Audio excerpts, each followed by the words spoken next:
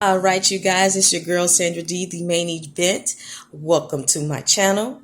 We will not be talking about hair. We will not be talking about food. We are talking about this journey of the narcissist. Okay, so I want you guys to know that I really do appreciate each and every one of you for leaving your comments, for sharing your stories, for allowing not just myself, but other people like us that have been through this type of drama, this type of abuse, this type of trauma, that we are not alone, and it just isn't us that it happened to. So I want to encourage you guys to continue doing what you're doing.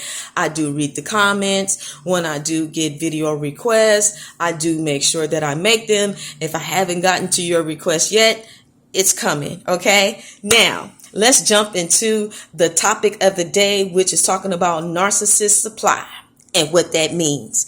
Okay. So as you guys know, that a narcissist is someone who is wounded, someone who has been traumatized, someone who has suffered some type of abuse. And what they have done is they built this alter ego as a way to protect themselves from their emotions and to push down the hurt that they experience. And they are individuals who are stuck in the past of that trauma that actually happened to them when it was exposed to them as a child.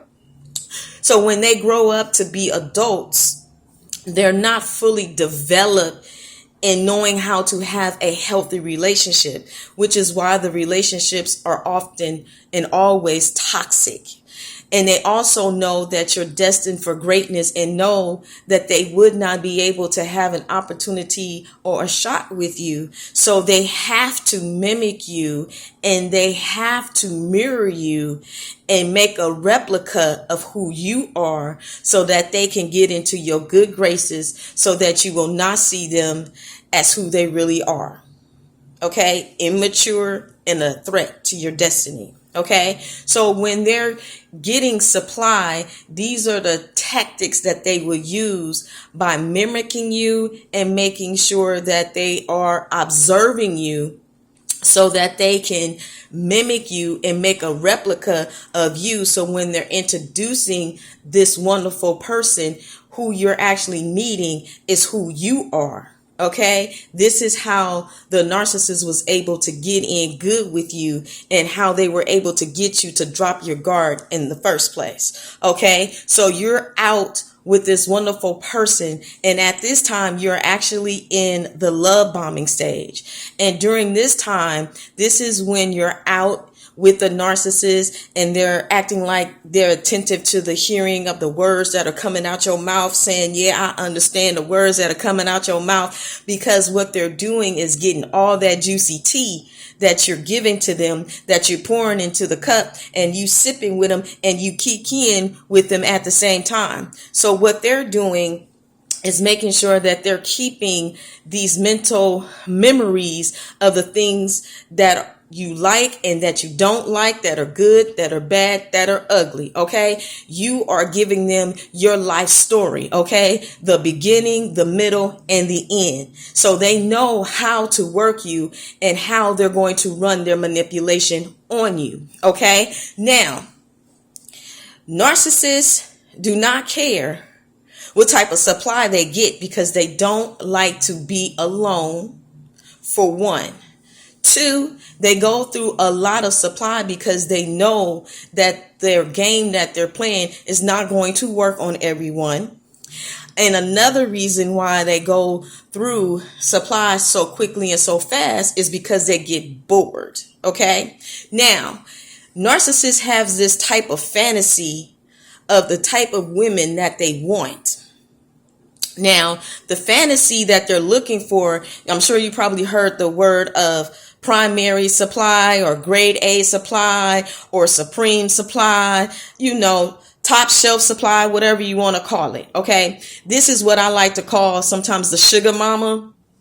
Or for a narcissist, what they're looking for with this type is a type of person that will allow them to be able to manipulate them mentally in public, but also privately in the home.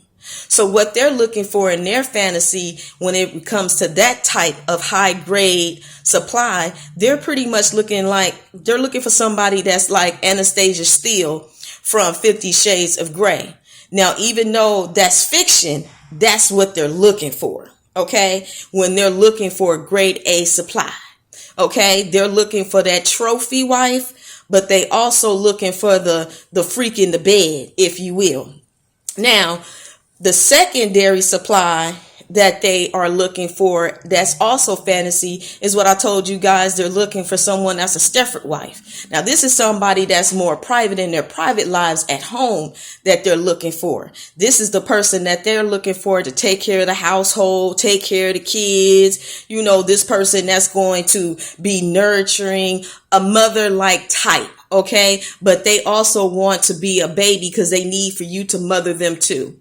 Okay. And then you have your next layer of supply. I like to call them, in the essence, the bishop. You know, the bishop that you have that is actually on the chessboard. It's the next third person in command. You know, you have the king, the queen, and then you have the bishop. So they like to have that as someone that's more like a friend with benefits, if you will. Okay. This is the kind of person that could also be a flying monkey. This is somebody who may be someone that the narcissist is going to use to help them to recruit people or to recycle someone that was a part of who they were interested in, but it didn't work out. But they want to use them as a person that's going to collect details. It also could be a person that they want to use to bring into the relationship to be able to control the relationship with a third party. Okay. The transgulation process. So sometimes they'll bring in a third party because they trying to whip their other supply that they want into shape by making them emotional, by making them jealous, you know, just to stir up the pot. Okay. To try to check them, to get them in line. And then you also have your other pieces, which I like to call, those are the pawns. And the pawns, these are the people, you know, that they occasionally date.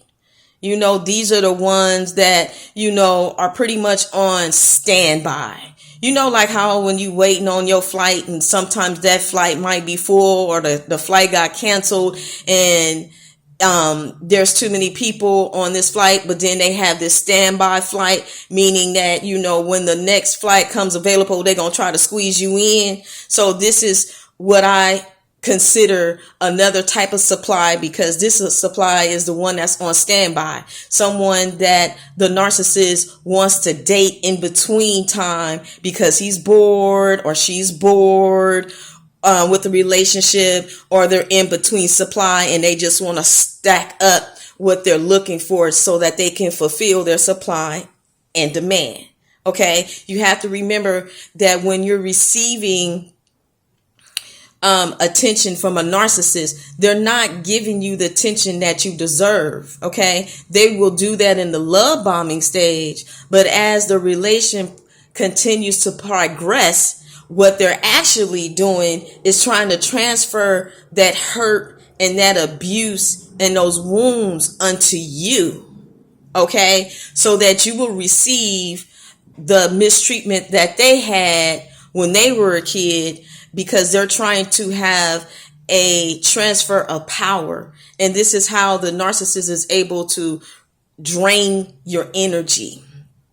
Okay. So there are different levels of supply, but the supply doesn't mean that you're not valuable. Of course, I told you you're destined for greatness, but you have to look at this from the narcissist view, because this is how they're looking at you. This is how they view you. This is how they're manipulating you. This is how they're conning you. Okay. So as you're going through this process, you're not even knowing that you're even a part of this game that the narcissist is playing. Okay. Only thing you know is that you thought you met this wonderful person, and you did, because the person that they showed you, I done told you guys, is you. Only thing they did was make a copy. They made a replica. so that they can go ahead and step into your world, okay? So that they could go ahead and bring you into theirs. They want you to suffer for the things that they suffered and did not get. And they want to put and cast those things onto you so that they can receive your destiny and try to capitalize off of it.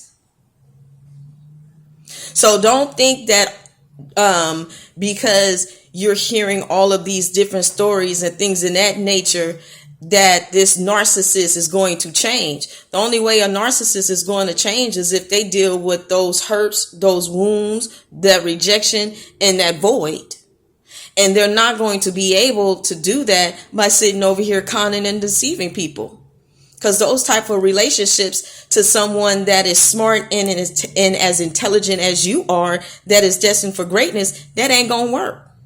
Even if they stalking you, they not just stalking you because they trying to get you back into the relationship. They trying to see what makes you tick so that they can see if they could come back into your life to try to deceive you later on as time goes by to make it seem like they changed so that they can suck you back in. So it's not that they sitting over here changing. No, because change takes time. And only thing they trying to do is put you back into the recycle. Because one thing about a narcissist is narcissists ain't going to do the work. They want you to do it. I done told you guys that the narcissist runs his relationships like a business. And the only thing he looking for is for him to profit off of your work and what you do and what you bring to the table. Because you're destined for greatness. All right, you guys, I hope that may have answered some questions about supplies, and I'll see you guys in the next video.